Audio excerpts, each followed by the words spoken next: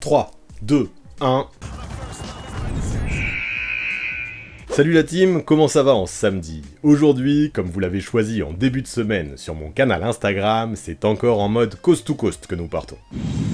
Ouais, à partir du moment où je vous ai proposé le sujet sur Team USA 2024, le débat était terminé. Depuis l'annonce de LeBron James, dont on parlera bien sûr, vous avez vraiment envie de savoir quelle sera la suite pour cette équipe qui vient de terminer sa Coupe du Monde de manière très décevante. Alors si c'est ce que vous voulez, on y va, hein, on ne perd pas plus de temps et c'est parti! Quel sera le roster de Team USA pour les Jeux Olympiques de Paris en 2024?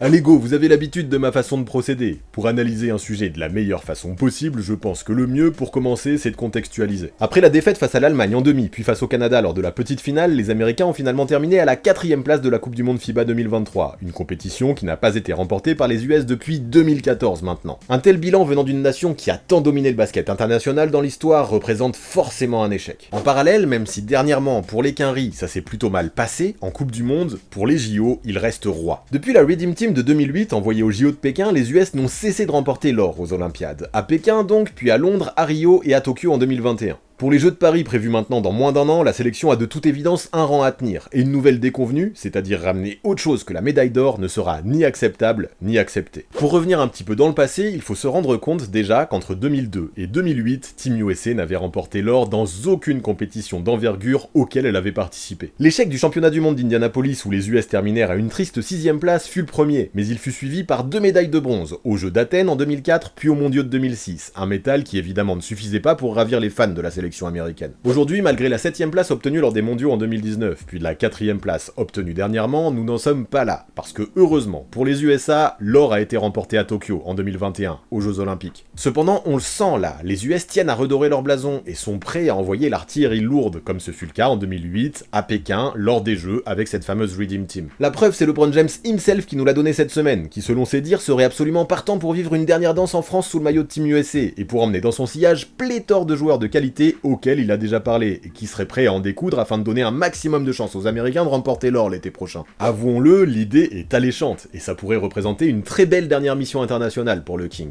Steve Kerr et Grant Hill pourraient donc avoir l'embarras du choix pour construire leur roster, et je ne sais pas vous, mais moi j'ai hâte. J'espère vraiment voir Team USA arriver avec le meilleur effectif possible pour les JO, et ce qui tombe bien, c'est que ça semble bien parti pour. Cet été dans la sélection, il n'y avait aucun joueur au NBA en 2023, et même si les internationaux prennent peu à peu le contrôle parmi les meilleurs joueurs de la Grande Ligue, ce n'est pas normal. L'équipe envoyée aux Philippines, au moins sur le papier, aurait pu être bien meilleure, bien plus performante, et c'est ce que l'on veut voir dans un an à Paris. Cependant, avant de voir avec quels éléments je le compose, ce roster idéal, j'aimerais savoir quelles seraient les cases à cocher justement pour essayer de la construire au mieux, cette équipe de rêve. Assembler des stars ne suffira peut-être pas, ce roster, il faut l'élaborer intelligemment, patiemment, en essayant de tirer des leçons des dernières déconvenues, reçues lors des dernières Coupes du Monde. Du coup, pour moi, la première chose qu'il faut absolument dans cette équipe US, c'est de la taille. En FIBA, les règles sont différentes de celles qui sont pratiquées en NBA. Il est possible de rester dans la raquette en défense, ce qui apporte une immense force pour protéger le cercle. À mes yeux, dans les effectifs des 2 dernières Coupes du Monde, ça manquait de 7-footers référencés chez Team USA, capables de dominer la peinture des 2 côtés du terrain, ça me semble flagrant. Après certes, cette année, dans la peinture, il y avait quand même Jaren Jackson Jr. et Paolo Banchero, qui par la force des choses ont été décalés au poste 5. Pourquoi pas, hein, vu que Triple J vient de remporter le trophée de meilleur défenseur de l'année, sauf que de mon côté, ce qui ne va pas, c'est que ni lui, ni Banchero n'évoluent à ce poste en NBA, eux qui ont été formés comme des ailiers forts. Ils peuvent dépanner au poste 5, je n'en doute pas, mais représentent-ils des solutions viables pour s'imposer dans le basket international? Je ne le pense pas, et les derniers résultats de Team USA l'ont plutôt bien prouvé. Si le jeu au poste est de moins en moins utilisé en NBA, il a toujours une place super importante dans le basket FIBA. Le contrôle du rebond lui aussi est essentiel, et Jaren Jackson Jr., qui a tourné à moins de 3 prises par match pendant la compétition, n'a pas suffisamment pesé dans le secteur. Régulièrement dans ce tournoi, et notamment face à l'Allemagne et la Lituanie, et même le Monténégro, les Quinris se sont fait bouffer au rebond offensif, offrant largement trop de secondes chances à leurs adversaires. Dans le roster US, celui qui me semblait le mieux correspondre au profil que j'aurais recherché, c'était Walker Kessler du Jazz, un vrai big man lui. Ceci dit, on l'a vu, Steve Kerr ne l'a que très peu utilisé, car malgré ses qualités certaines au rebond et dans la protection de cercle, il reste un joueur très jeune, très tendre, qui sortait tout juste de sa première saison NBA, et qui pour moi n'avait pas forcément le bagage pour se frotter au pivot expérimenté du basket international. N'empêche que bon, en jouant seulement 8 minutes par match en moyenne, il a terminé quand même meilleur contreur de sa sélection, ce qui montre les failles réelles de Team USA dans le secteur. Si l'on va encore plus loin en arrière et que nous retournons à la Coupe du Monde 2019, c'était pareil. Rappelez-vous, Rudy Gobert avait littéralement ouvert les Américains en quart, avec des joueurs comme Miles Turner, intérieur principal utilisé au poste 5, qui n'avait pas fait le poids, tandis que Brook Lopez et Mason Plumlee n'avaient été que très peu utilisés par Greg Popovich dans la compétition. Comme par hasard, avec Bam Adebayo dans l'effectif, qui certes manque de taille, mais qui lui est un vrai pivot, les US avaient remporté l'or. Est-ce que ça explique tout? Non, mais pour moi, cet élément sera largement à prendre en compte lorsqu'il s'agira de construire l'effectif. Pour enchaîner, il me semblera important de privilégier l'expérience et la continuité dans l'élaboration de ce roster. Je ne dis pas qu'il faut redonner une chance à tous les gars de cette année, pas du tout, mais au moins prendre des joueurs qui ont déjà porté le maillot de Team USA par le passé et qui possèdent une expérience FIBA. Là, à la Coupe du Monde, il n'y avait que des rookies du basket international, et forcément, au vu du temps de préparation très court, ce n'est pas simple pour eux de s'adapter à un nouveau basket et à un nouveau rôle en l'espace d'à peine un mois. Attention aussi, je ne dis pas qu'il ne faut prendre que des vieux briscards, mais quand même, un roster majoritairement composé de joueurs inexpérimentés, pour moi, ne fera pas l'affaire. Dans cet effectif donc, je veux des joueurs qui ont déjà gagné en FIBA, des joueurs déjà médaillés, des joueurs référencés. Déjà qu'il est compliqué de créer une alchimie entre des mecs qui n'ont jamais joué ensemble, si en plus de ça, tu dois leur apprendre toutes les ficelles du basket international en partant de zéro, tu te tires une balle dans le pied. Comme je l'expliquais dans une vidéo publiée avant la Coupe du Monde, présenter un tel effectif en plus de ça avec un nouveau coach, ce n'était pas rassurant, et encore une fois, la 4ème place de Team USA dans le tournoi est venue confirmer ce propos. Il faudra donc aller puiser dans les rosters précédents pour aller chercher les joueurs qui correspondront le mieux au profil recherché, au moins en termes de vécu FIBA. Enfin, je pense qu'il faudra également réussir à capitaliser sur les forces de cette équipe qui, mine de rien, a tout de même atteint la demi-finale de la Coupe du Monde en misant sur de très bons two-way players. Pour gagner, les Américains ont besoin de mettre des points, certes, mais ça ils savent faire. En revanche, il faut aussi être capable de réaliser suffisamment de stops défensifs, notamment quand la rencontre se joue dans le 4ème quart, chose qui a peut-être manqué en phase éliminatoire. Voilà pourquoi je pense que ces two-way players, il faut être en mesure de s'appuyer dessus au maximum. Je veux que dans l'effectif, au moins les 3/4 sachent performer des deux côtés du terrain. À mon sens, ça doit être une condition sine qua non, ou presque, pour être sélectionné. Si avec ça, dans l'équipe, on peut avoir des joueurs compétiteurs, avec un mental d'acier, qui ne lâcheront rien, et qui en plus de ça seront prêts à tout pour l'or, ce ne sera pas du luxe non plus. Mais bref, tous ces constats, c'est beau de les faire, mais pour que ça serve à quelque chose, il faut réussir à en tirer des conclusions ensuite. Alors quels seraient les éléments que je sélectionnerais dans ce roster? Eh bien, pour commencer ma liste, on va commencer par les meneurs. Même si dans le vivier américain, beaucoup de joueurs semblent pouvoir correspondre au profil recherché, je n'en prendrai que 2 des point guards. Ça peut paraître un petit peu limite dit comme ça, mais au vu de tous les créateurs que je sélectionnerai ensuite parmi les extérieurs, je me dis que ça pourrait quand même faire l'affaire. Du coup, le premier que j'irai chercher, sans aucune surprise, c'est Stephen Curry.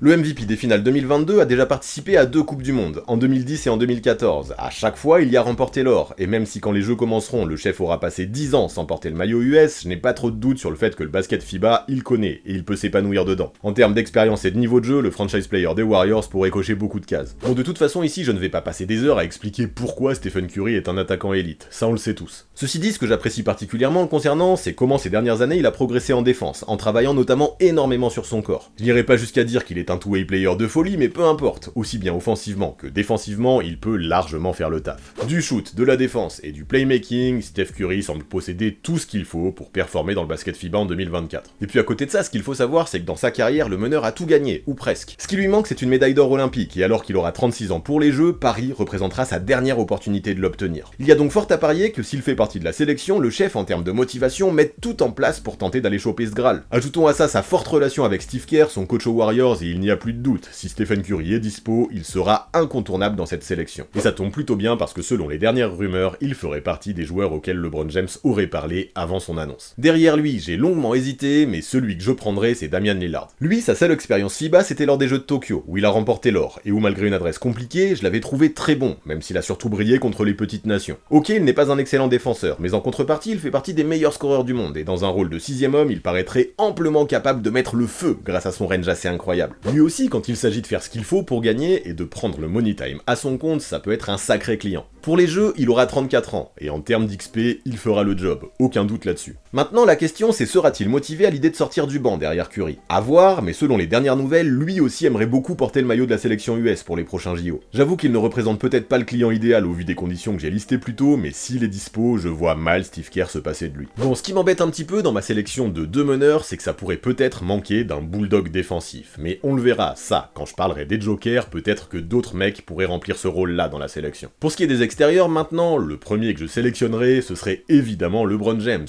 Comment se passer de lui? Comment lui dire non s'il veut être de la partie? Bien sûr, au moment des JO, il aura 39 ans, et jusque-là, cette Team USA en termes d'âge ressemble plus à une maison de retraite qu'à une équipe de basket. Néanmoins, avec 2 médailles d'or obtenues aux JO et 2 de bronze obtenues plus tôt dans sa carrière lors des mondiaux 2006 et des Jeux 2004, le basket FIBA, il connaît bien, même si ça fait longtemps qu'il ne l'a pas pratiqué. Pour lui, je ne vais pas en faire des tonnes, car même s'il aura 39 ans, il sera un élément majeur de cette sélection. En termes de QI dans le basket mondial, on trouve difficilement mieux, et même si son apport défensif est de moins en moins régulier avec le temps qui passe, son corps toujours hyper affûté pourrait, j'en suis sûr, toujours faire de gros dégâts dans un jeu FIBA. Il pourrait être le capitaine, le visage de cette sélection, un peu comme Kobe l'était avec la Redeem Team de 2008. Sera-t-il amené à sortir du banc? À voir. Quoi qu'il en soit, son rôle, rien qu'en termes de leadership et de charisme, pourrait être essentiel pour aller chercher l'or. Concernant Kevin Durant, c'est pareil, malgré les 35 ans qu'il aura l'été prochain, il sera impossible de lui dire non s'il veut participer à l'aventure, et visiblement ça semble être le cas. Meilleur marqueur all-time de Team USA au JO, capable d'évoluer au poste 3 comme au poste 4, l'ailier a montré à maintes reprises que le basket FIBA n'avait aucun secret pour lui. Maître dans l'art de scorer dans absolument toutes les positions en possédant l'une des panoplies offensives les plus étoffées all-time, KD est un crack, tout simplement, lui qui a son palmarès s'affiche fièrement avec 3 médailles d'or olympiques et une autre glanée lors de la Coupe du Monde 2010. Les blessures ont eu beau l'handicaper, ces dernières saisons en NBA, Durant, quand il est en bonne santé, possède assurément toujours un niveau élite des deux côtés du terrain. Lui aussi connaît bien Steve Kerr, et lorsque l'on réfléchit à son cas, il n'y a pas besoin de bégayer trop longtemps. Si le Slim Reaper est disponible pour les Jeux Olympiques de Paris, il faut le prendre sans aucune hésitation possible.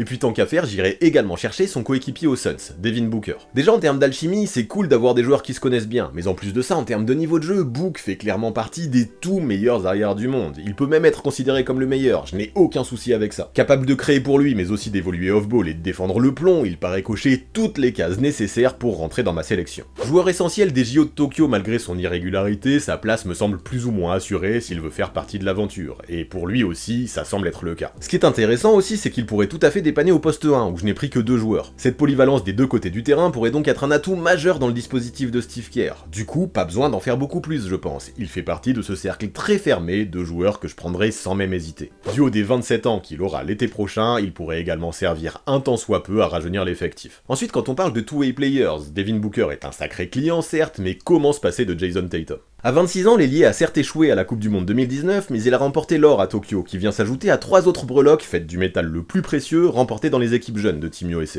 Aujourd'hui, en NBA, il est clairement une superstar, au poste 3 comme au poste 4, qui tous les ans connaît un superbe parcours de play-off, et qui clairement sera en mesure d'apporter ses talents des deux côtés du terrain. Comme Durant et LeBron, il sera largement en mesure, je pense, d'apporter largement ses talents au rebond, un secteur essentiel, on l'a dit, pour cette sélection US. Aujourd'hui, pour moi, Tatum fait partie des indéboulonnables de Team USA, et s'il est dispo, encore une fois, je vois très mal Steve Kerr se passer de lui. Enfin, pour apporter un petit peu de fraîcheur, de jeunesse et de continuité, j'irai chercher 2 joueurs qui, les semaines passées, étaient aux Philippines, Anthony Edwards et Michael Bridges. Pour le premier, ce serait amplement mérité au vu des progrès qu'il affiche depuis le début de sa carrière, et vu comment il a réussi à se muer en leader de cette équipe américaine à seulement 21 ans. Avec sa bonne humeur, sa bonhomie, son talent débordant et son culot, il apportera un côté très rafraîchissant à cette sélection US, lui qui fut élu dans le meilleur 5 de la Coupe du Monde 2023. Même s'il devra probablement changer de rôle au vu du monde qui sera présent à son poste dans la sélection, il me semble représenter un choix assez sûr pour le binôme Steve Kerr-Grant Hill. Concernant Michael Bridges, c'est la même chose. Le mec, avec son apport des deux côtés du terrain, a pour moi amplement montré qu'il méritait sa place dans le futur de Team USA. Défenseur élite, il sera tout à fait capable de partir en mission sur le meneur adverse si Curry et Lillard ne font pas le job. Et offensivement, depuis son transfert à Brooklyn, ses qualités sont désormais indéniables. Son shoot à 3 points clutch inscrit dans la petite finale face au Canada pour décrocher la prolongation a montré également à quel point il pourrait potentiellement apporter dans les matchs serrés. Donc ouais, j'ai hésité entre Bridges et un troisième meneur, mais au vu de son profil et de sa polyvalence défensive, c'est lui que j'ai choisi. Alors qu'il aura 28 ans pour les jeux, il sera en plein prime, et je pense que ce serait bien dommage de se passer d'un joueur de cette qualité, qui récemment a dit que jouer pour Team USA représentait un tel honneur pour lui qu'il ne refuserait jamais l'invitation. Du coup, pour les extérieurs, on est bon, alors passons au secteur intérieur, qui, vous l'avez compris, est peut-être le secteur qui suscite le plus de doutes au vu des dernières déconvenues lors des Coupes du Monde 2019 et 2023. Et là, même si je sais que ça va faire ruer dans les brancards, qui serait le candidat idéal à votre avis avis, eh bien Joel Embiid bien sûr. Maintenant, est-ce qu'il voudra jouer pour Team USA? Difficile à dire tant sa situation est floue. Éligible à la fois pour les US et pour la France, le Camerounais aujourd'hui n'a toujours pas fait son choix. Cependant, même si je vais me mettre des gens à dos en disant ça, si j'étais lui, je n'hésiterais pas, je choisirais Team USA. Bah ouais, entre une sélection qui a définitivement besoin d'un pivot dominant comme lui, et une autre dont le secteur intérieur est bouché, et où tu suscites la controverse car tu n'es pas un Français de souche, oui, je prendrais directement la première. Pourquoi irait-il dans une équipe qui dans sa raquette possède déjà Rudy Gobert et Victor Wembanyama, et en plus de ça, où certains éléments ne semblent pas vouloir de lui? Surtout qu'à côté de ça, chez Team USA, on semble prêt à sortir le tapis rouge pour l'accueillir. Ça semble évident, tant les qualités du joueur correspondent exactement à ce qui manque le plus au Quinry. Avec ses 2m13, ses 125 kg, ses skills offensifs démentent au poste, et sa défense, le mec correspond exactement à toutes les attentes que je citais en début de vidéo. Alors qu'il aura 30 ans l'été prochain, le MVP en titre pourrait représenter un maillon très fort de Team USA, et si les dirigeants montrent qu'ils le désirent, il pourrait bien être séduit. De toute façon, quelle sélection, mis à part la France peut-être, ne voudrait pas de lui dans son roster?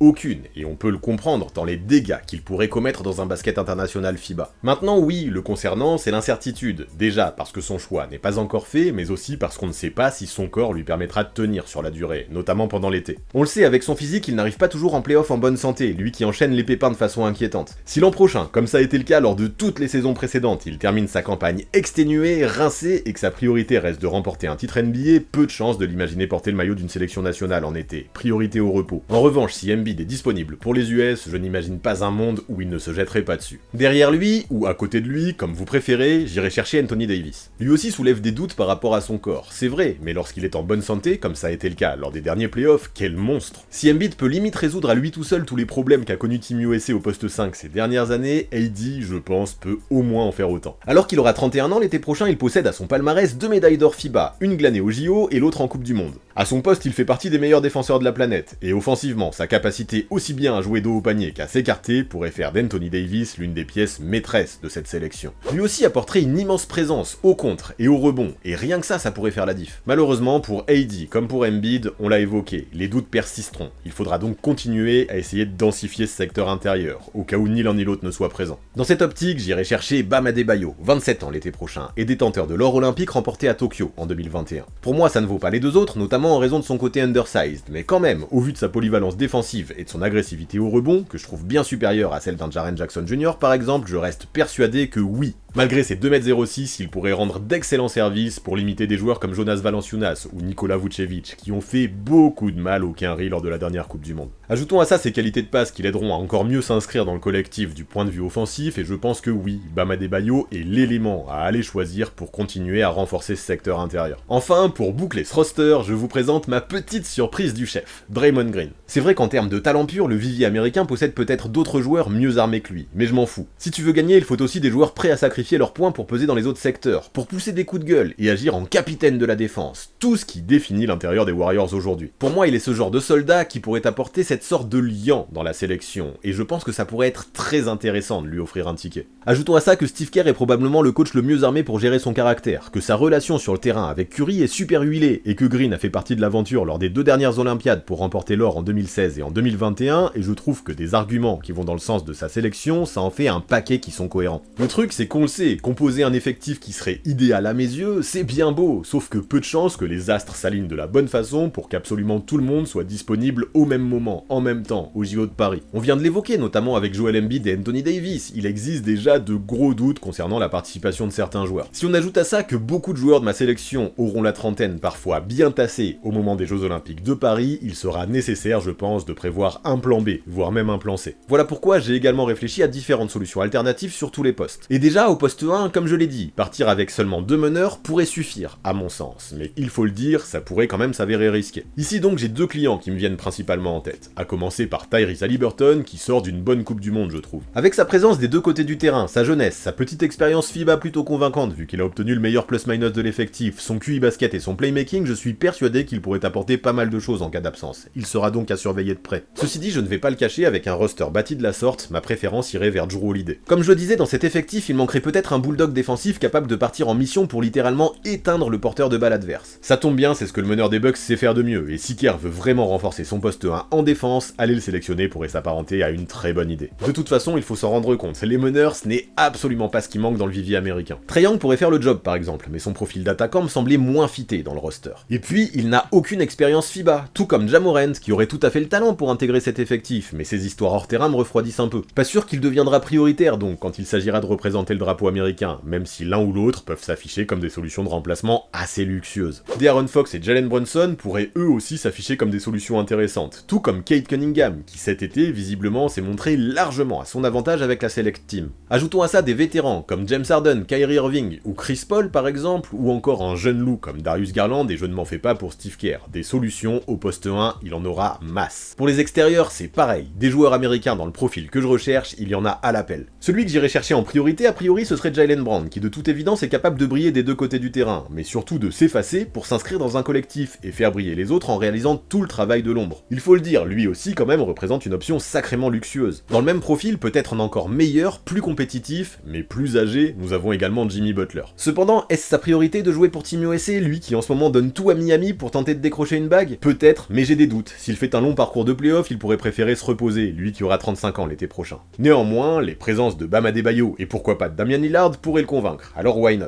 Dans le profil des two-way players, Paul George et Kawhi Leonard pourraient eux aussi largement faire le job, mais au vu de leur historique de blessures, je pense qu'ils privilégieront probablement le repos dans un an. Mais encore une fois, peu importe, parce qu'il y a toujours du monde derrière eux, à commencer par Donovan Mitchell. Lui, si je ne l'ai pas pris, ce n'est pas en raison d'un manque de talent, bien au contraire, ça déborde chez lui. En revanche, il semble moins s'inscrire dans le profil de two-way player que certains joueurs que j'ai sélectionnés. Par contre, si avec des absences à prévoir, Kerr a besoin d'un scoreur, Spida pourrait venir taper très fort à la porte de cette sélection. Pourquoi ne pas donner une nouvelle chance à Austin Reeves aussi, qui s'est montré très bon lors de la dernière Coupe du Monde et qui a montré que sans problème, il pouvait s'inscrire dans un dispositif et un effectif composé essentiellement de superstars. Enfin, d'autres joueurs comme DeMar DeRozan, Klay Thompson, Zach LaVine ou Michael Porter Jr. pourraient potentiellement également trouver leur place dans ce roster. Comme pour ce qui est des meneurs, les options ne manqueront donc pas sur les postes extérieurs. Vous l'avez compris donc, et je l'ai déjà dit, le domaine sur lequel j'ai le plus d'inquiétude, c'est le secteur intérieur, d'autant plus si Joel Embiid et Anthony Davis, pour des raisons diverses, ne devaient ni l'un ni l'autre participer au JO 2024. Surtout que si je suis totalement honnête, ça m'étonnerait très fort de voir ces deux gars porter ensemble le maillot de Team USA l'an prochain.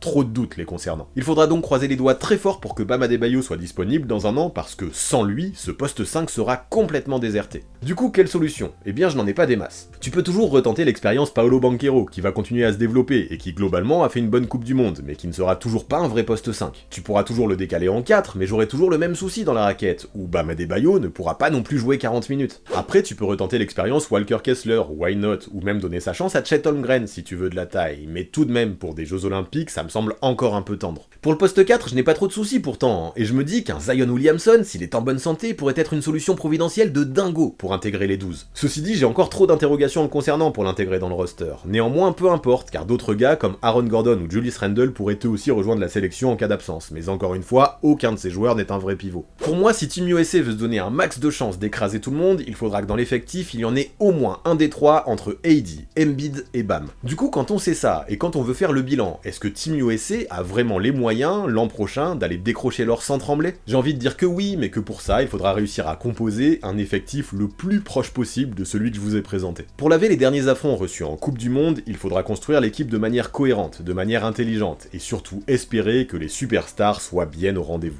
Parce que ouais, autant Paris ça peut en faire rêver certains pour les phases finales, mais les joueurs US sont-ils bien conscients qu'il faudra jouer toute la phase de poule à Lille, loin du village olympique? Pas sûr, et il ne faudrait surtout pas que ça en refroidisse certains, même si j'ose espérer que tout le monde est déjà bien au courant de cette délocalisation. Je voudrais juste que ce ne soit pas un frein. Car oui, même s'il existe des doutes dans le secteur intérieur, que j'ai déjà présenté, je pense qu'il pourrait être très vite gommé si justement tout le monde répond à l'appel. Quoi qu'il en soit, pour ces JO, des joueurs comme Giannis Antetokounmpo et Nikola Jokic, qui tous les deux ont manqué la Coupe du Monde, devraient cette fois-ci être en tenue si la Grèce passe le TQO. Il faut donc bien se rendre compte d'une chose, même pour les États-Unis, qui présenteraient une équipe très compétitive, le chemin vers l'or ne sera pas de tout repos. À mon sens, le seul moyen de maximiser à fond les chances des US de remporter la médaille d'or sera de construire une équipe avec LeBron James, Kevin Durant et Stephen Curry, et de bien les entourer. Sans ce trio, les Américains feront toujours partie des favoris, c'est sûr, mais la tâche s'avérera d'autant plus difficile. Et puis surtout, ne nous mentons pas, qu'est-ce que ce serait kiffant de voir ces trois futurs Hall of Famers réaliser une dernière danse fabuleuse pour aller s'emparer de l'or olympique, je suis prêt à payer cher pour voir ça. Et ce qui est rassurant, c'est que aussi bien pour les fans de Team USA que pour les fans de basket de manière plus générale, on dirait que ça pourrait très bien arriver dans un an. Je suis super impatient.